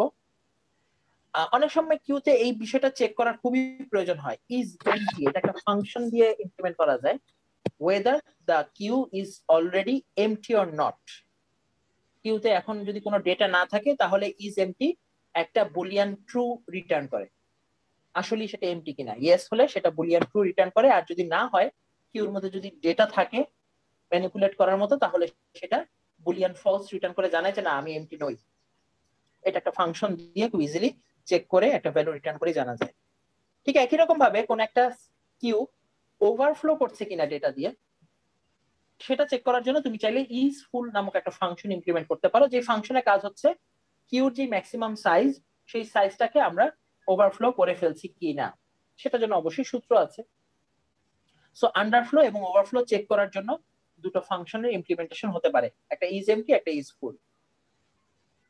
আর অনেক সময় কিউতে যে ডেটা ট্রাভার্স করে দেখা, অর্থাৎ একটা কিউতে এখন পর্যন্ত যে কয়েকটা ডেটা জমা করেছে আমি যদি সবাইকে সিরিয়াল ওয়াইজ ট্রাভার্স করতে চাই, ভিজিট করতে চাই, তাহলে চাইলে তুমি একটা ফাংশন কল ডাকতে পারো, তোমার user defined function visit, traverse অথবা পিক নামে খুঁজে দেখা। তো এই ফাংশন গুলোকে যদি আমরা ইমপ্লিমেন্ট করতে পারি, বেসিক একটা কিউর জন্য যে কার্যক্রম সেটা আমরা চালাতে পারবো। এখানে সেই কোডটা দেওয়া আছে, তোমরা খুব ইজিলি কোডের ইমপ্লিমেন্টেশনটা দেখতে পারবে। আচ্ছা, এবার আসি কিউর যে basic operation. Working with queue, কিউতে কাজ করতে গেলে যে জিনিসগুলো ম্যান্ডেটরি সেটা কি? Queue operation works as follows. কিভাবে কাজ করে? দুটো পয়েন্টার লাগবে, একটা ফ্রন্ট একটা রেয়ার। ফ্রন্ট কাকে ইন্ডিকেট করে? প্লিজ একটু অ্যানসার দাও। ফ্রন্ট পয়েন্টার কাকে ইন্ডিকেট করবে? যে প্রথমে ইন হবে তাকে। আচ্ছা, এখন আর রেয়ার কাকে ইন্ডিকেট করবে? সর্বশেষ এলিমেন্ট। আচ্ছা, মনে করো আমার এখন কাউকে সার্ভিস দেওয়া দরকার বা কোনো একটা ডেটাকে রিমুভ করা দরকার, ফ্রন্ট থেকে করব না রেয়ার থেকে করব? Front. Always from the front. নতুন একটা ডেটাকে ইনসার্ট করতে হবে, কোন এন্ডে প্রবেশ করাবো, কাকে কোন পয়েন্টারকে ইউজ করে সেই নতুন ডেটা ইনসার্ট করব, ফ্রন্ট না রেয়ার? রেয়ার। এটা কিন্তু ফ্রন্ট না, এটা রেয়ার। রেয়ার মানে কি? দূরবর্তী। দেখো লাইনে যখন নতুন কেউ আসে সে দূরের কোন এক জায়গায় দাঁড়াবে, আর ফ্রন্ট মানে কি? ডেস্কের সামনে যে। এটা একটু মেনটেন করাটা মাথায় রাখতে হবে। সার্ভিস দেওয়ার সুযোগ থাকলে বা কোনো ডেটাকে যদি তুমি বের করে নিতে চাও, রিমুভ করতে চাও, ডিকিউ করতে চাও, তাহলে তোমাকে যেই পয়েন্টারটা হেল্প করবে সেটা হচ্ছে ফ্রন্ট। তুমি যদি কিউতে কোনো ডেটা নতুন করে ইনসার্ট করতে চাও, এনকিউ করতে চাও, তাহলে যেই পয়েন্টার তোমাকে হেল্প করবে সেটা হচ্ছে রেয়ার। সবসময় মাথায় রাখবে। যে কোনো সময় কোনো একটা কিউ ইমপ্লিমেন্ট করতে গেলে যদি তুমি অ্যারে ব্যবহার করে কিউ ইমপ্লিমেন্ট করো, আমরা আগেই দেখেছি যে স্ট্যাক এবং কিউ দুটোকে অ্যারে দিয়ে ইমপ্লিমেন্ট করা যায়। অ্যারে ইমপ্লিমেন্ট করতে চাইলে, অ্যারে দিয়ে কিউ ইমপ্লিমেন্ট করতে চাইলে তোমার ইনিশিয়ালি ফ্রন্ট এবং রেয়ার এই দুটো পয়েন্টারের ইনিশিয়াল ভ্যালু করে রাখতে হবে কত? -1। এটা একটু মাথায় রাখো। কেন এটা -1 একটু পরে বলছি। কারণ অ্যারের ইনিশিয়াল ইন্ডেক্স শুরু হয় কত থেকে? 0 থেকে। সো কখনো যদি ফ্রন্ট এবং রেয়ার দুজনই -1 দাঁড়িয়ে থাকে, এটা কি ইন্ডিকেট করে? আলটিমেটলি এখন পর্যন্ত স্ট্যাকে কেউ আসেই নাই, তাই না? ব্যাপারটা স্ট্যাকে কেউ প্রবেশই করেনি বা স্ট্যাক থেকে বের করার মতো কারো অবস্থা। সো এটা হচ্ছে স্ট্যাকের ইনিশিয়াল দায়িত্ব। দুটো পয়েন্টার রাখতে হবে, দুটো পয়েন্টারের ইনিশিয়াল ভ্যালু -1 দিয়ে সেট করতে হবে। এনকিউ করার সময় তোমার কি করণীয়? আসলে বেসিক্যালি এখানে অ্যালগরিদমটারই সিম্পলিফাইড ভার্সন বলা হচ্ছে। এনকিউ করতে চাই, মাথায় রাখো, এনকিউ করতে চাইলে যার দায়িত্ব সে হচ্ছে রেয়ার। দেখো এখানে কি ঘটনা ঘটছে। Check if the queue is full. তোমাদের মনে আছে কিনা কিউ স্ট্যাকে যখন আমরা পুশ করতে চাইতাম, পুশ করার সময় কোন জিনিসটা খেয়াল করতাম? ওভারফ্লো হচ্ছে কিনা, ওভারফ্লো হয়ে যাচ্ছে কিনা, অর্থাৎ স্ট্যাকের ম্যাক্স সাইজের সাথে আমাদের টপের ভ্যালু মিলে যাচ্ছে কিনা, এটা চেক করতাম। কিউর ক্ষেত্রেও সেই কাজ করতে হবে। কিউতে তোমার চেক করতে হবে যে কিউটা এখন ডেটা দিয়ে অলরেডি ফিল আপ হয়ে আছে কিনা, অর্থাৎ নতুন ডেটা ইনসার্ট করতে গেলে ওভারফ্লো হওয়ার সম্ভাবনা আছে কিনা, এই চেক তোমাকে ফার্স্টে করে নিতে হবে। যদি কিউর কয়েকটা ব্যাপার আছে ডেটা ইনসার্ট করার সময়। যদি ফার্স্ট টাইম কিউতে কোনো কিছু ইনসার্ট করো, কিউতে এখন পর্যন্ত কেউ নাই, প্রথম ডেটা যদি ইনসার্ট করো, তাহলে তোমার প্রথম কাজ হবে ফ্রন্টের ভ্যালুটা 0 করে দেওয়া। অনেকে বলবে স্যার কিউতে কোনো কিছু ইনসার্ট করতে চাইলে তো সেটা মনিটর করে রেয়ার, তাহলে ফ্রন্টের ভ্যালু কেন 0 করলাম? এটা রুলস, একটু পরে পিক্টোরিয়াল ইমেজ দিয়ে তোমাদের বোঝাবো। ফ্রন্টের ভ্যালুটা 0 দিয়ে সেট করতে হবে এবং রেয়ারের ভ্যালুটাকে 1 বাড়িয়ে দিতে হবে। যে কোনো এনকিউ হলে রেয়ার তার ভ্যালু প্রিভিয়াস ভ্যালুর থেকে 1 ইনক্রিমেন্ট করবে। আর যদি এই এনকিউটা তোমার কিউর জন্য ফার্স্ট এনকিউ হয়, তাহলে ফ্রন্টের ভ্যালুটা 0 দিয়ে সেট করে রাখবে। Add the new element at the position pointed by rear. Rear যেহেতু এনকিউ করার আগে নিজের পজিশন 1 বাড়িয়ে নিয়েছে, টপের মতো। টপ যেমন কোন একটা পুশের আগে নিজের ভ্যালু 1 বাড়িয়ে নেয় এবং আপডেটেড টপ পজিশনে নতুন ভ্যালুকে ইনসার্ট করার সুযোগ দেয়, ঠিক একই রকম ভাবে এখানে এই টপের ভূমিকাটা পালন করবে রেয়ার। কোনো কিছু এনকিউ করার আগে নতুন একটা আইটেম আসলে সে নিজের ভ্যালুকে আগে 1 ইনক্রিমেন্ট করে রাখবে এবং ওই ইনক্রিমেন্টেড পজিশনে নতুন ভ্যালুকে ইনসার্ট করার সুযোগ দিবে। ডিকিউ অপারেশন, যখন কোনো কিছু ডিলিট করতে চাও, এবার কিন্তু মেজর ভূমিকা পালন করবে ফ্রন্ট। কি করতে হবে? সুডোকোড বলে কি, এখানে আমাদের যে জিনিসটা চেক করতে হবে সেটা হচ্ছে আমাদের কিউটা এমটি হয়ে যাচ্ছে কিনা।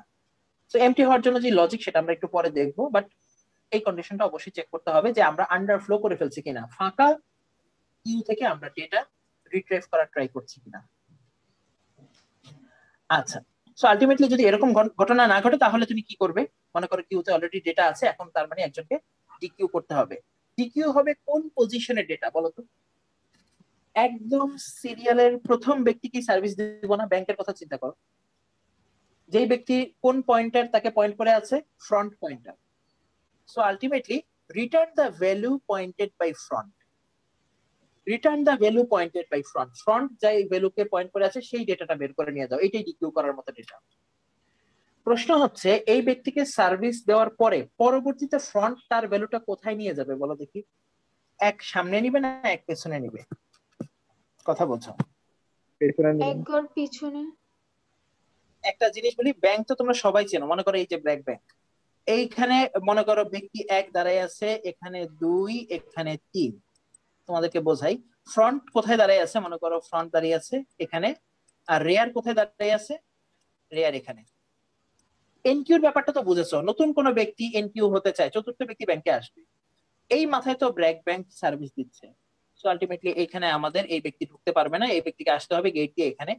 খেয়াল করে দেখো, এই ব্যক্তি প্রথমে দেখবে কি যে স্ট্যাক কিউটা অলরেডি ডেটা দিয়ে ফিল আপ হয়ে আছে কিনা। মনে করো কিউর সাইজ বিশাল বড়, ব্র্যাক ব্যাংক যেহেতু অনেক বড় ব্যাংক, কিউর একটা সাইজ আছে, যেই সাইজের থেকে এইটা আসলে খুব বড় কিছু না, এখনো সে স্ট্যাকে এনকিউ হতে পারবে। এনকিউ হতে চাইলে ফার্স্ট কাজ কি, রেয়ার তার ভ্যালু 1 বাড়িয়ে নিবে, অর্থাৎ যেই পজিশনে সে এখন পয়েন্ট করছে সে তার সামনের পজিশনে পয়েন্ট করবে, এবং এইটা হবে নতুন রেয়ার, এবং এই ফাঁকা পজিশনে বসবে কে, নতুন আসা এলিমেন্ট 4। তো যে কোনো এনকিউর সময় রেয়ার তার ভ্যালু 1 বাড়ায়। প্রশ্ন হচ্ছে স্যার, যখন ব্র্যাক ব্যাংক সার্ভিস দেওয়া শুরু করবে, অর্থাৎ যখন আমরা ডিকিউ করব তখন ঘটনা কি করবে? ডিকিউ করার জন্য প্রথম ব্যক্তিকে লাইনের 1 না? তো আলটিমেটলি এই ফ্রন্টে থাকা ভ্যালু, এটাই সেটা বলা হচ্ছে return the value pointed by front. Front pointer যাকে পয়েন্ট করে আছে সেই ভ্যালুটাকে আপনি পপ করে ফেলেন অথবা এটাকে ডিকিউ করেন। সো 1 ডিকিউ হয়ে যাবে। খেয়াল করে দেখো, এখন ফ্রন্টের ভ্যালুটা কি এইদিকে পয়েন্ট করে থাকা উচিত না অন্য কারো দিকে পয়েন্ট করা উচিত? স্যার পয়েন্ট একটা করা উচিত ভালো কার দিকে? বাইরে। জি স্যার। ফ্রন্টের ভ্যালুটা কি বাড়লো না কমলো? দেখো রেয়ার বাড়লো স্যার। এক ঘর বেড়ে এখানে আসছে, ফ্রন্টও কি বেড়ে এখানে আসছে না? জি স্যার। কমা মানে হচ্ছে সামনের দিকে যাবে। সামনের দিকে কেন যাবে? সে তো, কারণ ব্যক্তিরা কি কেউ এর সামনে আছে? সবাই তো এর পেছনে সিরিয়ালে। সো ফ্রন্ট তার ভ্যালুটা বাড়িয়ে দ্বিতীয় ব্যক্তির দিকে যখন পয়েন্ট করবে, এটা ইন্ডিকেট করে যে আলটিমেটলি এই ব্যক্তি অলরেডি সার্ভ, বা এই ব্যক্তিকে আমরা কিউ থেকে ডিলিট করে দিয়েছি। এখন আমার কিউর সাইজ কত জনের বলো দেখি? 3 জনের। সো ফ্রন্ট এবং রেয়ারের মধ্যবর্তী যতগুলো এলিমেন্ট আছে ইনক্লুডিং ফ্রন্ট এন্ড রেয়ার, এই হচ্ছে আমাদের কিউর সাইজ। সো আলটিমেটলি ওই যে বললাম না, মেমোরি থেকে এরা ডিলিট হয় না, কিন্তু এই পয়েন্টার গুলো নিজেদের জায়গা অদল বদল করে কিউর সাইজটা বড় ছোট করে। বলো দেখি কিউর সাইজ বড় হতে থাকবে কে তার ভ্যালু বাড়াতে থাকলে, ফ্রন্ট না রেয়ার? এখন তো পিক্টোরিয়াল রেয়ার বুঝেই ফেলছো, রেয়ার। রেয়ার রেয়ারে যত ভ্যালু অ্যাড হবে রেয়ার পয়েন্টার তত সামনে যাবে, অর্থাৎ ফ্রন্ট আর রেয়ারের গ্যাপ তত বাড়বে, আলটিমেটলি কিউ বড় হবে। আর একটা সময় এটা সবচেয়ে ছোট হতে থাকবে কখন? যদি ফ্রন্টের ভ্যালু খুব দ্রুত রেয়ারের কাছাকাছি চলে আসে, অর্থাৎ নতুন ব্যক্তি আসে নাই কিন্তু প্রচুর পরিমাণে ডেটা ডিকিউ হচ্ছে, কিউর সাইজ ছোট হতে থাকবে। কিউর যখন সাইজ সর্বনিম্ন, কিউতে যখন মাত্র একটা এলিমেন্ট, তখন ফ্রন্ট আর রেয়ার কোথায় থাকে বলতো? এই ব্যক্তিকে যখন সার্ভ করে ফেলবো ফ্রন্ট চলে আসবে এখানে, এই ব্যক্তিকেও যখন সার্ভ করে ফেলবো ফ্রন্ট চলে আসবে কোথায়? এখানে না? সো ফ্রন্ট রেয়ার সেম পজিশনে। সো আলটিমেটলি কোন একটা কিউ এমটি কিনা সেটা বোঝার জন্য কন্ডিশন কি কেউ কি বলতে পারো? এরপরে যদি তুমি বলো যে আমি ডিকিউ করতে চাই, এরপরে ডিকিউ করা সম্ভব? মানে এটাকে ফ্রন্ট ডিকিউ করার যদি পরে রেয়ারের ফ্রন্ট থেকে কোথায় বড় চলে হয়ে আসবে? যায় তখন স্যার রাইট, আর হবে না স্যার, এমটি। এক্সিলেন্ট। ফ্রন্ট যদি কখনো রেয়ারকে ছাড়িয়ে চলে যায়, এটা হতে পারে। যদি কখনো এটা হয় তাহলে বুঝতে হবে কি, যে সর্বশেষ এলিমেন্টকেও আমি এখান থেকে বের করে নিয়েছি, আমার স্ট্যাক আসলে খালি, সরি আমার কিউ আসলে খালি। So ultimately for the last element reset the values of front and rear to -1। যদি কখনো এরকম ঘটে যায় যে ফ্রন্ট রেয়ারকে ছাড়িয়ে গেছে, দ্যাট মিন্স কিউটা আসলে প্র্যাকটিক্যালি এমটি, তখন আমরা কি করব? কিউ তো পুরোপুরি খালি, তখন আমরা আসলে এটাকে পুরোপুরি ভাবে আবার রিসেট করে দিব। সো আলটিমেটলি আবার নতুন করে খেলা শুরু হবে, কিউ খালি, ফ্রন্ট এবং রেয়ার কোথায় থাকবে? ফ্রন্ট এবং রেয়ার দুজনেই থাকবে -1 এ। এবং তোমাদের মনে আছে কিনা, যখন আমরা একটা ডেটা ইনকিউ করতাম, এনকিউ করলে রেয়ার কি করতো? তার ভ্যালু 1 বাড়াতো, অর্থাৎ রেয়ার চলে আসতো কোথায়? রেয়ার চলে আসতো পজিশন 1 এ। আর ফ্রন্টের ভ্যালুটা আমরা সেট করতাম কত দিয়ে? 0 দিয়ে, অর্থাৎ সেটাও আসলে 0তম এলিমেন্ট বা ফার্স্ট এলিমেন্টের কাছে ইন্ডিকেট করে, যেটা এখানে বলা আছে। সো আলটিমেটলি ফ্রন্টকে এক জায়গায় দাঁড় করাইতে হবে, তো ফ্রন্ট আর রেয়ার তখন ফার্স্ট এনকিউর সময় একই জায়গায় দাঁড়ায়। ফ্রন্টকে ম্যানুয়ালি আমরা পজিশন 1 এ দাঁড় করাই, আর রেয়ারকে আগের পজিশন থেকে 1 বাড়াই। এরপরে যত এনকিউ হবে ফ্রন্ট আর সামনে আগাবে না, রেয়ার সামনে চলে যাবে, ফ্রন্ট আর রেয়ারের গ্যাপ বেড়ে যাবে, কিউ বড় হবে। এখানে পিক্টোরিয়াল প্রেজেন্টেশনটা আমি জাস্ট 1 মিনিটে দেখাই দিচ্ছি। কাজের শুরুতে ফ্রন্ট এবং রেয়ার, দেখো যদি অ্যারে রিপ্রেজেন্টেশন হয়, অ্যারের কিন্তু এটা invalid index position. So front এবং রেয়ারকে দাঁড় করাবো -1 এ। প্রথম ডেটা ইনকিউ হয়েছে 1, ফ্রন্টকে ম্যানুয়ালি করব 0, আর রেয়ারকে বাড়াবো আগের ভ্যালুর থেকে 1 বেশি। সো দুজনই 0তে পৌঁছাবে, দুজনই এক জায়গায় ইন্ডিকেট করছে, এবং দুজন যখন একই জায়গায় ইন্ডিকেট করে এটা মিন করে যে কিউতে মাত্র একটাই এলিমেন্ট আছে। এইটা পিক করা বা এইটাকে ডিকিউ করে ফেললে স্ট্যাককে আবার রিসেট করতে হবে। তো আমরা দেখো স্ট্যাকে আরো কিছু ইনফরমেশন অ্যাড করছি বা ডেটা অ্যাড করছি। ফ্রন্ট কিন্তু আর আগাচ্ছে না, এরপরে আগাবে শুধু রেয়ার। দেখো যতই ডেটা ইনসার্ট হচ্ছে, 4-5টা ডেটা ইনসার্ট করছি, ফ্রন্টকে ম্যানুয়ালি 0তে দাঁড় করিয়ে রেখে এরপরে রেয়ারকে শুধু সামনে টেনে কিউর সাইজ বড় করছি। এরপরে যখন আমরা ডিকিউ করার সময় আসছে, কিউ এই রেয়ার সাইডে আর কোনো চেঞ্জ আসবে না, ফ্রন্ট তার ভ্যালু এক এক করে সামনে নিয়ে আসবে, ইনক্রিজ করবে। যখন সর্বশেষ এলিমেন্টের কাছে পৌঁছে যাবে ডিকিউ করতে করতে, তখন আবার ফ্রন্ট এবং রেয়ার নিজেদের ভ্যালু সেম দেখতে পাবে। এরপরে যদি একেও ডিকিউ করে ফেলো, ফ্রন্ট রেয়ারকে ছাড়িয়ে এই পাশে চলে আসবে, যেটা ইন্ডিকেট করে যে রেয়ারের আগে চলে গেছে ফ্রন্ট, যেটা হতে পারে না। সো আলটিমেটলি আমাদের রিসেট অপারেশন করে আবার খেলা নতুন করে শুরু করতে হবে। This is the whole procedure of linear queue, simple queue, যার দুটো ইন্ড আছে এবং দুটো ইন্ডের লেন্থ কত হবে ডিটারমাইন করে ফ্রন্ট এবং রেয়ার। ফ্রন্ট সাইডে ডিকিউ হয়, রেয়ার সাইডে এনকিউ হয়। ব্যাপারটা বোঝা গেল কিনা? প্লিজ একটু রেসপন্স চাই।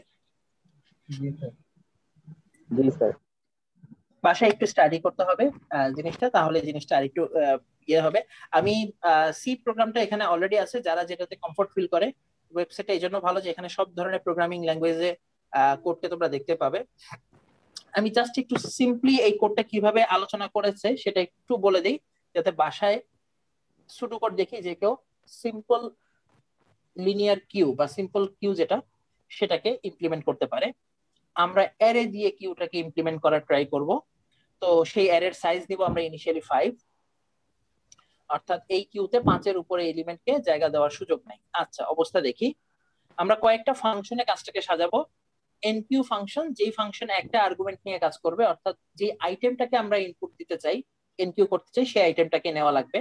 তোমাদের মনে আছে পুশ করার সময় যে ডেটা পুশ করতে চাই সেটাকেও ফাংশনে নেওয়া লাগতো। ডিকিউ করার সময় কোনো ভ্যালু আমার জানা দরকার নাই, ফ্রন্ট যেখানে দাঁড়িয়ে আছে সেখানকার ভ্যালুকেই ডিলিট করে দিব বা ডিকিউ করে দিব। সো ডেটা অলরেডি কিউতে আছে, তাকে ডিকিউ করলেই হবে। ডিসপ্লে ফাংশন একটা ফাংশন নিয়েছে, যে ফাংশনটা আলটিমেটলি এখনকার কিউর যে স্ট্যাটাস সেই কিউকে প্রিন্ট করে দেখাতে পারবে। আমরা একটা অ্যারে ঠিক করলাম, যেটাই আসলে আমাদের, এটাই এখনকার আমাদের কিউ, অ্যারে দিয়ে ইমপ্লিমেন্ট করা। সাইজ হচ্ছে 5। ফ্রন্ট এবং রিয়ার নামে দুটো পয়েন্টার রাখলাম, দুটো ভেরিয়েবল রাখলাম, যাদেরকে আমরা ইনিশিয়ালি কত দিয়ে সেট করে দিলাম, -1। আসো মেইন ফাংশনের মধ্যে ঘটনা কি ঘটে। মেইন ফাংশনের মধ্যে আমরা আসলে কিছুই করিনি, শুধু ফ্রন্ট এবং আমরা এতক্ষণ পয়েন্টার বলছিলেন, তো আমি ভাবছি যে পয়েন্টার নিয়ে কাজ, কিন্তু এখানে তো দেখতেছি এখন আমরা ভেরিয়েবল। তুমি পয়েন্টার দিয়েও করতে পারো, যদি লিংক লিস্টে আমরা ইমপ্লিমেন্ট করি তখন আমরা আসলে পয়েন্টার নিব। এখানে আসলে পয়েন্টার দরকার, এখানে আসলে পয়েন্টারের প্রয়োজন নেই। লিংক লিস্ট ইমপ্লিমেন্টেশন যখন আমরা করব, অর্থাৎ একটা এলিমেন্ট দুটো ইনফরমেশন ক্যারি করবে, data plus link to the next node, তখন আলটিমেটলি আমরা পয়েন্টারের হেল্পটা নিতে পারি। এখানে আসলে পয়েন্টার বলতে ইন্টিজার ভেরিয়েবলই, এটার মান যা তততম ইন্ডেক্সকে আমরা পয়েন্ট করে আছি, ব্যাপারটা এমন। ওই প্রোগ্রামিং এর পয়েন্টার যে কনসেপ্ট সেটা না। তো ফ্রন্ট এবং রিয়ারকে ঠিক করার পরে এবার মেইন ফাংশনে খেয়াল করে দেখো, আমরা আমাদের পছন্দ মতো ইচ্ছা মতো ফাংশনকে কল করেছি। যখন ডিকিউ কে ডাকা দরকার পছন্দ মতো, দেখো প্রথমে যদি তুমি মেইন ফাংশন থেকে কোনো কাজ না করে ডিকিউ কে ডাকো, এটা কি তোমার ভ্যালিড কোনো ডাক হলো নাকি একটা ইনভ্যালিড ডাক? Invalid sir. এই কলটা, এটা আসলে ইনভ্যালিড কল। কিউতে এখন পর্যন্ত কিছু ঢুকাইনি তো। আমরা বলেছি যে আমরা একটা অ্যারে নিব বা একটা নিব। খেয়াল করে দেখো অ্যারেটার সাইজ কত হবে, 5। ফ্রন্ট আর রেয়ার কে কোথায় সেট করে রেখেছি, -1 এ। ফ্রন্টও -1, রেয়ারও -1, বাট অ্যারের ইন্ডেক্স শুরু হয় 0 থেকে 4 পর্যন্ত যদি 5 সাইজের হয়। সো আলটিমেটলি এখন পর্যন্ত আমরা অ্যারে খালি। সো ডিকিউ হলে এইখানে ডিকিউ কে কল করলে ডিকিউ হওয়া উচিত না, বরং মেসেজ শো করা উচিত কি, যে আপনি আন্ডারফ্লোতে পড়ে গেছেন বা স্ট্যাকটা বা কিউটা এখনো এমটি। সো আলটিমেটলি চলো খেয়াল করে দেখি আমাদের এই ফাংশন সেই জিনিসটা মেইনটেইন করে কিনা। ডিকিউ ফাংশনটা কি করে মনে আছে কিনা তোমাদের? ডিকিউ ফাংশনে ঢুকে আমাদের চেক করতে হবে আন্ডারফ্লো ঘটছে কিনা। অর্থাৎ আন্ডারফ্লো ঘটে কখন, আন্ডারফ্লো ঘটার চান্স কখন, খেয়াল করে দেখো তো। ফ্রন্ট ইন্ডিকেট করে কে সার্ভিস পাওয়া উচিত। ফ্রন্ট যদি অ্যাটলিস্ট এই 0-র কাছে থাকতো, ফ্রন্ট যদি অ্যাটলিস্ট -1 এ না থেকে 0-র কাছে থাকতো, তাহলে বুঝতে পারতাম যে অ্যাটলিস্ট ডিকিউ হওয়ার মতো কেউ আছে, কাউকে ডাকা যায়। কিন্তু আলটিমেটলি ফ্রন্ট দাঁড়িয়ে আছে কোথায়, -1 এ। So this is an example, but this is an indicator that our queue is empty. So front যদি -1 হয়, কাজের শুরুতেই আমরা বলে দিতে পারি যে আমাদের কিউটা এমটি আছে, সো কিছু করা যাবে না, আমরা এখান থেকে রিটার্ন হয়ে যাব। সো আলটিমেটলি প্রথম যে ডিকিউ কলটা করা হয়েছে সেই কলের কারণে তুমি আসলে এই সিনারিওতে পড়ে গেছো, ফ্রন্টের ভ্যালু -1 এবং কিউটা এমটি। আসো, তার মানে এরপরে যতবারই তুমি ডিকিউ কল করো না কেন কোনো লাভ নাই, প্রত্যেকবারই তোমাকে কিউ এমটি মেসেজ দিবে। এবার কিছু এনকিউ করি। এনকিউ করার জন্য আমার স্ট্যাক একদম রেডি, স্ট্যাকে এখনো কোনো ডেটা নেই, আমরা এনকিউ করতে চাই, ভ্যালু দিতে চাই 1। দেখি আমাদের স্ট্যাক এখন এনকিউ সরি আমাদের কিউ এখন ডেটা 1 কে রাখার মতো অবস্থায় আছে কিনা। কি করতে হবে? এনকিউ করতে চাই।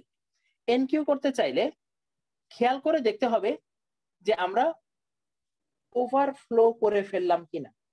খেয়াল করে দেখো এখনো কিন্তু ওভারফ্লো হওয়ার কোনো সম্ভাবনা হয় নাই, তাই ওভারফ্লোর এই কন্ডিশনটা আপাতত আমরা না দেখলেও চলবে। রেয়ারের ভ্যালুটা যদি সাইজ -1 এর সমান হয়ে যায় তাহলে আর নতুন ডেটা ইনপুট দেওয়া যাবে না। এবং কাহিনী সত্য, রেয়ারের ভ্যালুটা এখন সেট হয়ে আছে -1 এ। রেয়ারের সর্বোচ্চ ভ্যালু হতে পারে কত? n-1 না?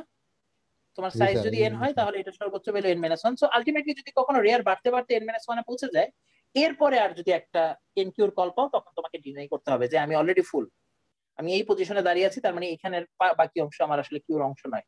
আপাতত আমরা যাব এখানে এলিমেন্ট 1 কে ইনকিউ করার কথা বলা হচ্ছে। ঢুকে আমাদের দুটো কাজ করতে হবে, সেটা হচ্ছে তোমাদের মনে আছে কিনা প্রথমবার এনকিউ কিনা সেটা জানতে হবে। তো যদি প্রথম এনকিউ হয় তখন ফ্রন্টের অবস্থা কি থাকে? -1 এ। এবং আসলে এটা আমাদের প্রথম এনকিউর কেস।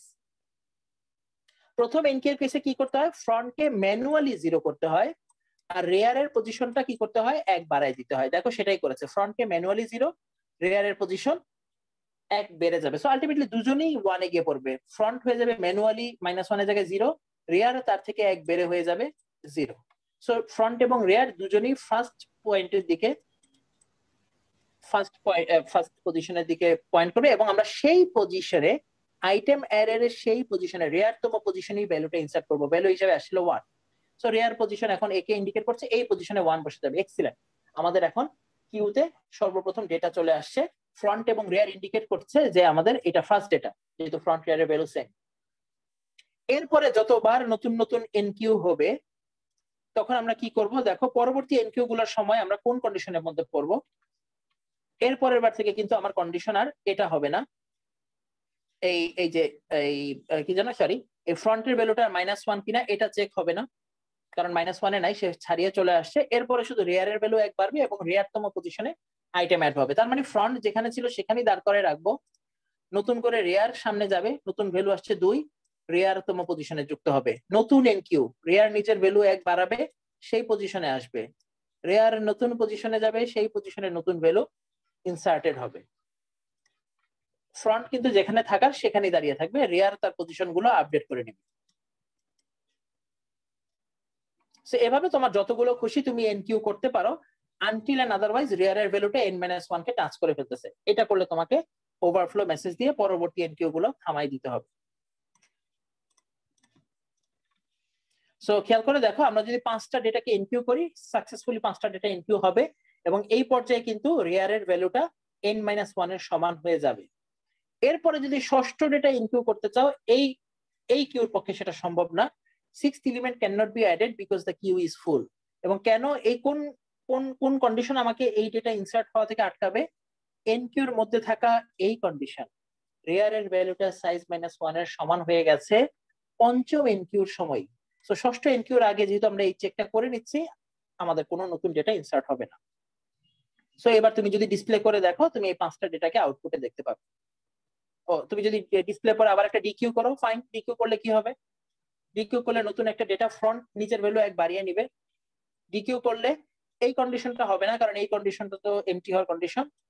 যদি নরমালি তুমি ডিকিউ করতে থাকো তাহলে ফ্রন্ট তার ভ্যালু 1 করে সামনে নিয়ে যাবে, ফ্রন্ট তার ভ্যালু 1 করে সামনে নিয়ে যাবে। এবং একটা সার্টেন টাইম পরে তোমাকে একবার চেক দিতে হবে যে ফ্রন্টের ভ্যালুটা রেয়ারের থেকে বড় হয়ে গেল কিনা, কারণ ফ্রন্ট তো রেয়ারকে ধরার ট্রাই করছে।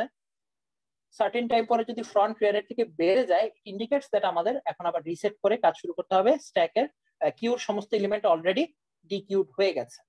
সো আলটিমেটলি আবার রিসেট করার জন্য ফ্রন্ট রেয়ারের ভ্যালু -1 যেটা ইনিশিয়ালি আমরা সেট করেছিলাম সেই ভ্যালুতে নিয়ে যাব, নতুন করে কাজ শুরু করব। সো সিম্পলি অ্যারে দিয়ে আমরা একটা কিউ ইমপ্লিমেন্ট করে দেখলাম। বাসায় একটু কোডটা দেখো এবং একবার খুব দ্রুত জিনিসটা ইমপ্লিমেন্ট করার ট্রাই করো। সি কোড দিয়ে আমার মনে হয় সবাই পারবে। জাস্ট কিছু সিম্পল ফাংশন এবং কিছু সিম্পল লজিক অ্যাপ্লাই করলে হবে। এই কিউর একটা বড় প্রবলেম আছে। প্রবলেমটা কি কেউ বলতে পারে কিনা? সিম্পল কিউর একটা প্রবলেম প্রবলেমটা কি? Time front complexity. যত টাইম কমপ্লেক্সিটি, আসলে টাইম কমপ্লেক্সিটিটা বড় প্রবলেম না। ওর টাইম কমপ্লেক্সিটি কত জানো? যদিও অ্যালগরিদম কোর্সে পড়ে যাও, order of 1, order of n তোমরা দেখেছো না? Order of n, order of log n আমরা আলোচনা করেছি, হ্যাঁ, যে n এর থেকে log n ভালো। কিন্তু আলটিমেটলি অর্ডার অফ 1 কোথাও দেখেছো? এটা মানে কি? এটা মানে কনস্ট্যান্ট।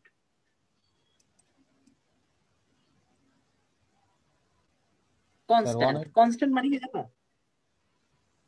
মানে কোন একটা ডেটাকে এনকিউ করা আর কোন একটা ডেটাকে ডিকিউ করাটা কনস্ট্যান্ট পরিমাণ সময় নেয়। খেয়াল করে দেখো, কোন একটা ডেটাকে এনকিউ বা ডিকিউ করার সময় তোমাকে কি পুরো অ্যারেটা ট্রাভার্স করে গিয়ে এনকিউ করা লাগে? লাগে না। ফ্রন্ট বা রেয়ার যেদিকে দাঁড়িয়ে আছে সেটাকে দেখে ওই পজিশনে এনকিউ বা ডিকিউ করা যায় না? মানে খুব সিম্পলি একটা সিঙ্গেল অপারেশন দিয়ে কি এনকিউ বা ডিকিউর কাজটা সারা যায় না? যখন ডিকিউ করা দরকার ফ্রন্টের দিকে তাকাবে, এই ব্যক্তিকে তুলে নিয়ে যাবে। এনকিউ করা দরকার রেয়ারের দিকে তাকাবে, রেয়ারের নতুন পজিশনে ডেটাকে ইনসার্ট করে দেবে। যেহেতু পৃথিবীর মানে তোমার কিউটা যত লম্বাই হোক না কেন, একটা সার্টিন অল্প অপারেশন করে এই প্রবলেমটা সলভ করা যাচ্ছে এবং এটা কনস্ট্যান্ট টাইম নেয়। সিম্পলি রেয়ারের ভ্যালু 1 বাড়িয়ে সেই পজিশনে ডেটাকে ইনসার্ট করা ইন কিউ। ফ্রন্ট যেখানে দাঁড়িয়ে আছে সেখান থেকে ডেটাকে তুলে অন্য ভেরিয়েবলের মধ্যে রাখা ডি কিউ। সো যেহেতু এগুলো কনস্ট্যান্ট অপারেশন, এই কারণে কনস্ট্যান্ট টার্ম লাগে যে অপারেশনের জন্য সেটাকে বলা হয় থাকে অর্ডার অফ 1, অর্থাৎ constant time taking operation. Constant time taking operation. Order of n মানে হচ্ছে n এর সাইজের উপর ডিপেন্ডেন্ট। খেয়াল করে দেখো, লিনিয়ার অ্যারেতে সার্চিং, লিনিয়ার অ্যারেতে কোন একটা এলিমেন্টকে সার্চ করা, এটা কি কনস্ট্যান্ট টাইমের উপরে ডিপেন্ড করে নাকি অনেকগুলো ম্যাক্সিমাম n সংখ্যক কম্প্যারিজন পরে পাওয়ার সম্ভাবনা আছে? পার্থক্যটা ধরতে পেরেছো?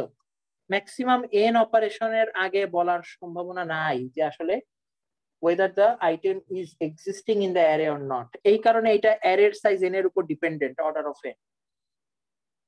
অর্ডার অফ n বাইনারি সার্চে হ্যাঁ অনেক কম লাগে, অর্ধেক হয়ে যায়, বাট তারপরে কি কম্পারিজন কি কনস্ট্যান্ট লাগে নাকি অ্যারের সাইজ যা তার লগারিদম ভিত্তিক কম্পারিজন প্রয়োজন হয়?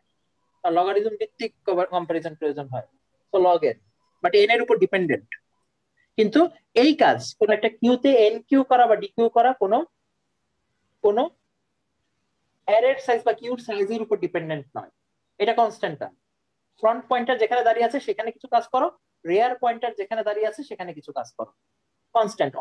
অন্যান্য ভ্যালু গুলোকে আমার, অন্যান্য পজিশন গুলোকে আমার ট্রাভার্স করে আসা লাগে না বা কম্পেয়ার করার প্রয়োজন হয় না। এই কারণে এটা বড় কোনো সমস্যা না, কমপ্লেক্সিটিটা বেশ ভালো। কিন্তু ওর একটা সমস্যা আছে, ছোট্ট সুন্দর বন্ধু কিউ, তার সমস্যাটা কি কেউ ধরতে পারি নাই? দেখো ব্যাপারটা, বোঝো ব্যাপারটা। এই যে তুমি কত কষ্ট করে 5টা এলিমেন্টকে এনকিউ করলে, তাই না? তখন তোমার লেংথ ছিল কত? 5। যখন তুমি ডিকিউ করা শুরু করলে দেখো 0তম পজিশনের ব্যক্তি আগে ডিকিউ হয়েছে, এরপরে 1তম পজিশনের ব্যক্তি ডিকিউ হয়েছে। এখন তোমার কিউর সাইজ কত? ফ্রন্ট এখানে, রেয়ার এখানে, 3 না? একটা জিনিস কেউ খেয়াল করতে পারো কিনা, এই এই কিউতে এখন যদি তুমি নতুন ডেটা ইনসার্ট করতে চাও, ইনসার্ট করা সম্ভব কি সম্ভব না? এই সিনারিওটা বলো। এই কিউতে নতুন ডেটা ইনসার্ট করতে চাও, সম্ভব কি সম্ভব না? সম্ভব। কিভাবে সম্ভব? স্যার সম্ভব না তুমি স্যার, কি, ওটা 5 তো স্যার কনস্ট্যান্ট স্যার, এটা তার থেকে বড় হবে তো না স্যার। রাইট, তো যখন এনকিউ করবা তখন তুমি তাকাবা কার দিকে? রেয়ারের দিকে।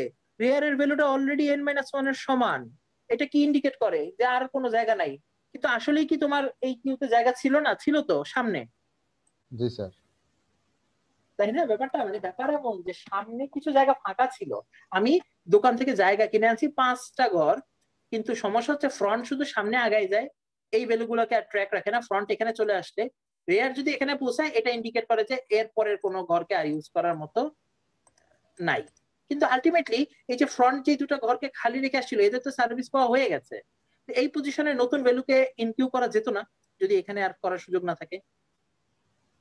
যদি করা যেত তাহলে একটা ইফিশিয়েন্ট ওয়েতে আমি আমার কিউকে ব্যবস্থা করতে এটা তো স্যার পারতাম। অ্যারেরই প্রবলেম স্যার, অ্যারেতেই তো স্যার এই এটা কাজগুলো অ্যারেরই প্রবলেম, ঠিক আছে? ব্যাপারটা এমন যে যখন অ্যারের ফ্রন্ট এবং রেয়ার একই জায়গায়, এটা কি মিন করে? অ্যারেটা ফুল এবং অ্যারের লাস্ট ঘরে আমরা দাঁড়িয়ে আছি। এখন এই কিউর সাইজ কত? মাত্র 1। কিন্তু এই মানে পূর্ববর্তী ঘরগুলোকে কি আর ব্যবহার করার সুযোগ থাকে? সুযোগ থাকে না লিনিয়ার অ্যারেতে। লিনিয়ার অ্যারে ইউজ করে তুমি যদি কিউ ইমপ্লিমেন্ট করো এবং এত সিম্পল কিউ ইমপ্লিমেন্ট করো, তাহলে কিন্তু ফ্রন্ট যে পিছনের ডেটা গুলো বা পিছনের ইন্ডেক্স গুলো বা পিছনের পজিশন গুলো ছেড়ে আসছে, এই পজিশন গুলোতে কিন্তু নতুন ডেটা এনকিউ করার সুযোগ নাই, কারণ এনকিউ করার জন্য আমরা রেয়ার কে সবসময় টার্গেট করেছিলাম। তার মানে যদি একটু মডিফাই করা যায় আমাদের এই কিউ কে, চাইলে হয়তো এই স্পেস কমপ্লেক্সিটিতে ওকে একটু ভালো করা গেলেও যেতে পারে নাকি। সমস্যাটা ওই তানহা যেটা বললো, সমস্যাটা টাইম কমপ্লেক্সিটিতে না, সমস্যাটা হয় তার স্পেসে। স্পেসের সঠিক ইউটিলাইজেশন হচ্ছে না এই সিম্পল কিউতে। এই কারণেই কিউর কয়েকটা মডিফাইড ভার্সন আছে যেখানে স্পেসটা সঠিকভাবে ইফিশিয়েন্টলি ব্যবহার করার জন্য যা করা দরকার সেটাকে করা হয়। আগামী ক্লাসে আমরা কিউর মডিফাইড ভার্সন গুলোর সাথে পরিচিত হব এবং তার মাধ্যমে কিউর আলোচনা শেষ করব।